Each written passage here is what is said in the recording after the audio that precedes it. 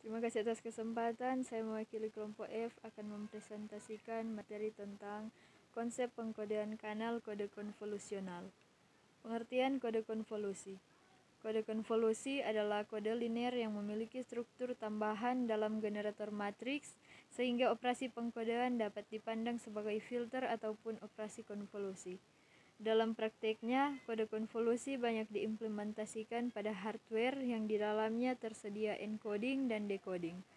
Konvolusi encoder merupakan sebuah filter digital linear sistem time invariant dengan urutan kode menjadi output interleave dari output filter.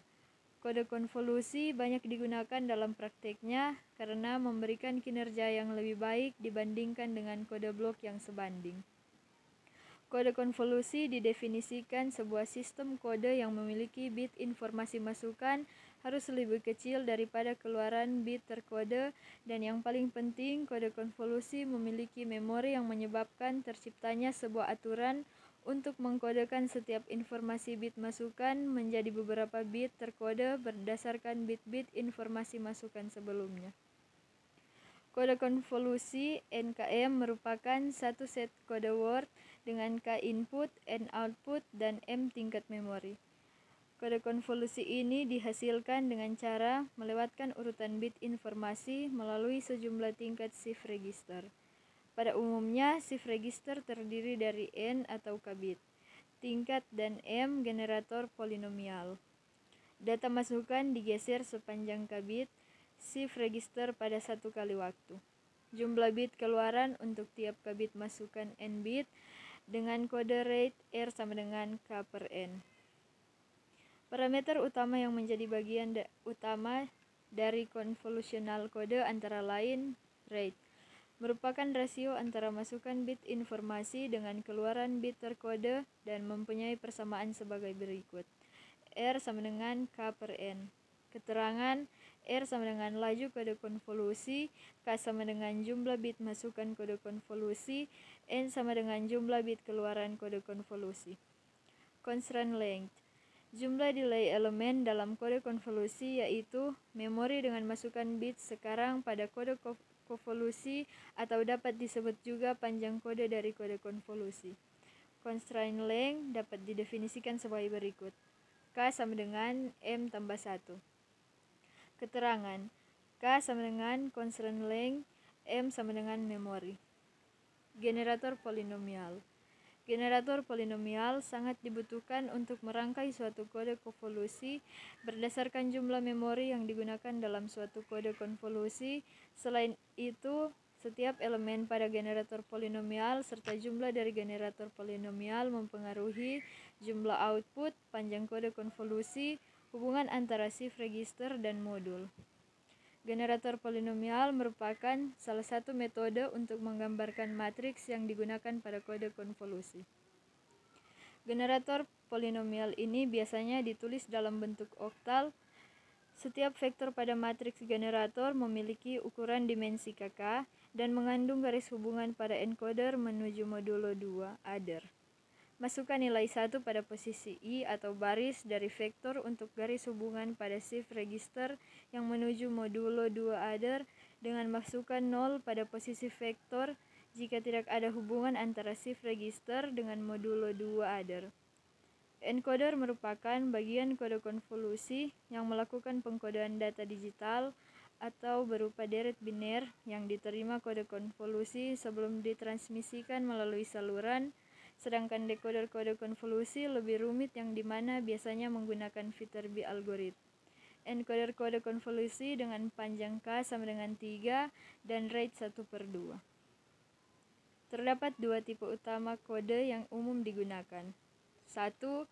Kode blok atau blok kode. 2. Kode konvolusional atau konvolusional kode. Dengan kode balok NK, bit-bit data atau informasi dikelompokkan menjadi blok-blok sepanjang K bit dan kemudian disandingkan untuk membentuk kode-kode biner atau blok-blok kode sepanjang N bit, di mana NK bit yang ditambahkan ke bit-bit data aslinya berfungsi sebagai cek paritas Salah satu karakteristik kode blok linear adalah bahwa blok data kbit yang diumpankan ke encoder pada saat tertentu secara langsung menentukan kode biner n-bit yang akan dihasilkan oleh encoder. Di sisi lain, sebuah encoder untuk kode konvolusional (NKM) juga menerima input berupa blok data kbit dan menghasilkan output berupa kode biner n-bit. Namun, berbeda halnya pembentukan sebuah kode biner n-bit tidak lagi hanya ditentukan oleh blok data kbit yang diumpankan sebelumnya, sehingga sebuah karakteristik penting dari kode konvolusional yang membedakannya dari kode balok biner adalah digunakannya memori di dalam proses penyandiannya. Dalam praktiknya, n maupun k adalah bilangan-bilangan bulat yang bernilai kecil dan tetap, sedangkan m akan diubah nilainya untuk mengatur redundansi pada kode. Bangunan umum sebuah encoder kode konvolusional. Pada gambar di samping memperlihatkan encoder dibentuk dari sebuah perangkat register geser MXK, tahapan, dan n buah penjumlah modulo 2. Di setiap satuan waktu, sebanyak k bit akan dimasukkan ke dalam k register tahap pertama, dan semua bit yang sudah ada sebelumnya di dalam register-register akan digeser sejauh k ke kanan, dan selanjutnya output dari penjumlah-penjumlah modulo 2 akan disampling secara berurutan untuk menghasilkan kode biner n-bit. Di dalam kasus khusus di mana k sama dengan 1, rangkaian bit data tidak perlu dibagi terlebih dahulu menjadi blok-blok sepanjang k dan dapat diolah terus-menerus secara berkesinambungan atau kontinu. Encoder kode konvolusional. Kode-kode konvolusional sangat praktis. Beberapa metode yang berbeda bahkan dapat digunakan untuk menjabarkan proses penyandian konvolusional.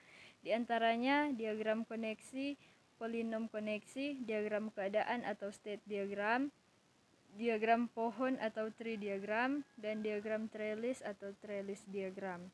Pada gambar di bawah memperlihatkan sebuah encoder konvolusional 213 sederhana dengan n sama dengan 2, k sama dengan 1, dan m sama dengan 3. Setiap kali sebuah bit data dimasukkan ke register pertama pada encoder, 2 buah bit kode akan dihasilkan sebagai output secara berurutan.